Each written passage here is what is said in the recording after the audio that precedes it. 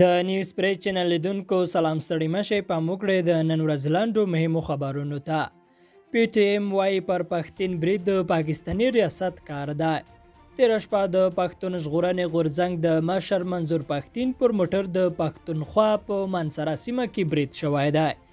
راپورونه وایي چې د نوموړي پر موټر د کاڼو د ګزارونو ترڅنګ هوایي ډزې هم شوې دي.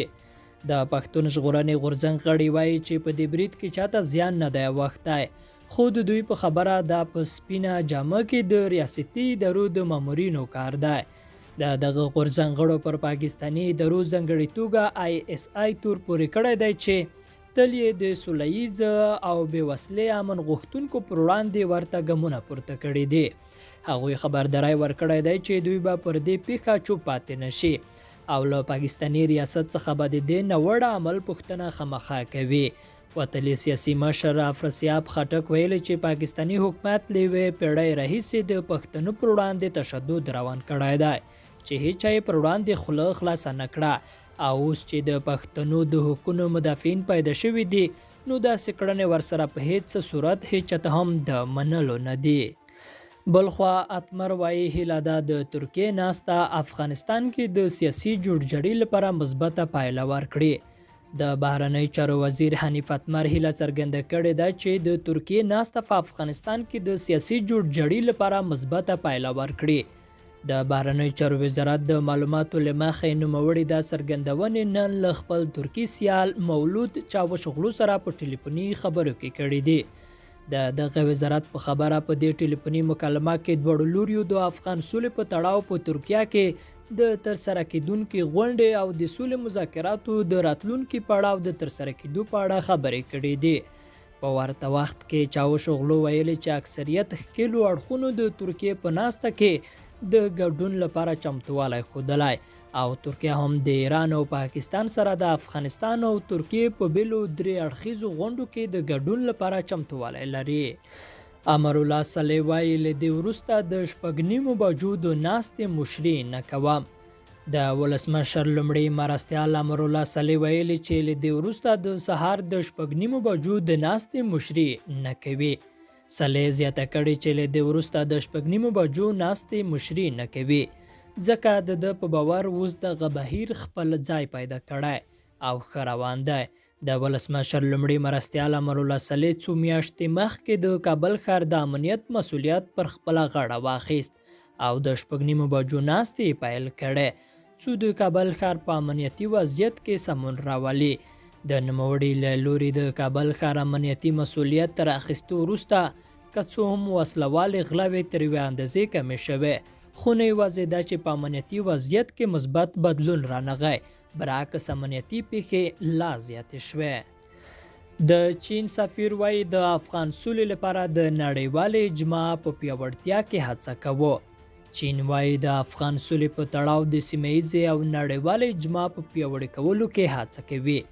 په کابل کې د چین سفیر وانګ یو د بهرنی چارو له وزیر حنیف اتمر سره کتلي او د سولې او نورو سیمه ییزو مسایلو په اړه خبرې کړې دي. چین ویلي چې دوی د افغان سولې په تړاو د نړیوالې او سیمه ییزې اجماع د پیاوړتیا لپاره کار کوي او د غرض به د استانبول او مسکو په غونډو کې خپل همکاري نه سپموي. چین د غرض ویلي چې په افغانستان کې د دایمي سولې غوښتونکي دي او په دې تړاو به خپلو هڅو ته ادامه ورکړي. حنیف اتمر هم ویلي چې د نړیوالې اجماع د پیاوړي کولو لپاره د چین همکاري خورا مهمه ده.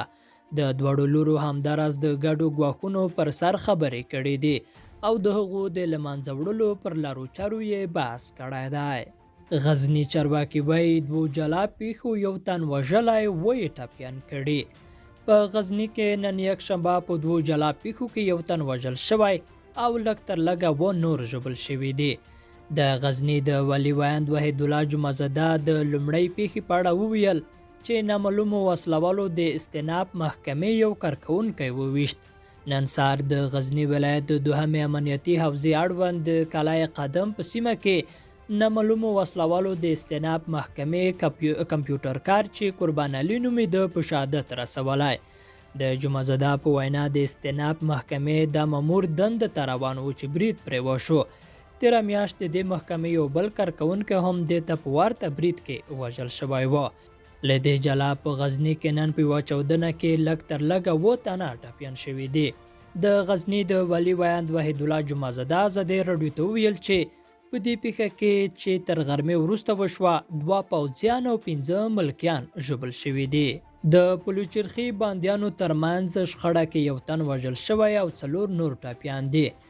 د محبسونو د تنظیم اداره وایي تېره شپه د پلوچرخي محبس د 2 او 6 بلاک د باندیانو ترمنځ په شخړه کې لږ تر لږه یو تن وژل شوی او 4 نور ژوبل دي. د دې ادارې ویاند فرهاد بیاني ازادي راډیو ته وویل چې د 2 ټپیانو حالت ښه نه و او د ډاکټرانو په سپارښتنه د درملنې لپاره د پولیسو روغتون ته وړل شوي دي. د وژل شوي کس او د شخړې د علت په اړه څه نه ویل. د راپورونو له مخې دا نښته پرون شنبه ماښام وشوه او د پولیسو د مداخلې په نتیجه کې پای ته ورسېده. افغان چارواکي وایي هڅه کوي چې د سالنګ تړل شوې لویه لار بیرته پرانیزي. د ټولګټو وزارت وایي هڅه کوي د سالنګ لویه لار چې د ټولو موټرونو پر مخ پرون شنبه ماښام وتړل شوه بیرته پرانیزي. په سالنګونو کې له جمعې راهیسې له 10 تر 40 سانتي مترو واوره ورېدلې چې د موټرو تګ راتګ یې سخت کړی دی. د ټولګټو وزارت ویاند خلیل احمد امید پرون شنبه ازادي راډیو ته وویل د ټولګټو وزارت د ساتنې او څارنې څنګه هلته هڅه کوي چې لار په عاجله توګه بیرته پرانیزي. څرنګه چې هلته تیز باد واوره ده او د لیدلو ساحه تنګه شوې او څوک نشي کولی څو ګامه هم لاړ شي ځکه تیز باد چلیږي، واوره اوري او لاره نه لیدل کیږي. ښاغلی امید وایي هڅې روانې دي هغه موټرونه چې په سالنګونو کې راګیر پاتې دي خوندي ځایونو ته ولیږدول شي. بشري حقوقو کمیسیون وایي یوازې تېرو 6 ورځو کې 14 ملکیان وژل شوي. د بشري حقوقو خپلواک کمیسیون وایي چې په هیواد کې یوازې په تېرو 6 ورځو کې د جګړو له امله 106 ملکي وګړو ته مرګ ژوبله اوښتې ده. د یاد کمیسیون په خبره تېرو 6 ورځو کې د هیواد په بېلابېلو ولایتونو کې د جګړو له امله 14 ملکي وګړي وژل شوي او 93 نور ټپیان شوي دي. دغه کمیسیون د جګړې له ښکېلو لوري غوښتنه کړې ده چې باید د ملکي وګړو ژوند ته جدي پاملرنه وکړي. درنو لیدونکو تاسو لاندو خبرونو ته غوږ یاست او وروستی لاند خبر ده چې سراج الحق وایي افغانستان کې د تلپاتې سولې لپاره د بهرنیو ځواکونو وتل اړین دي.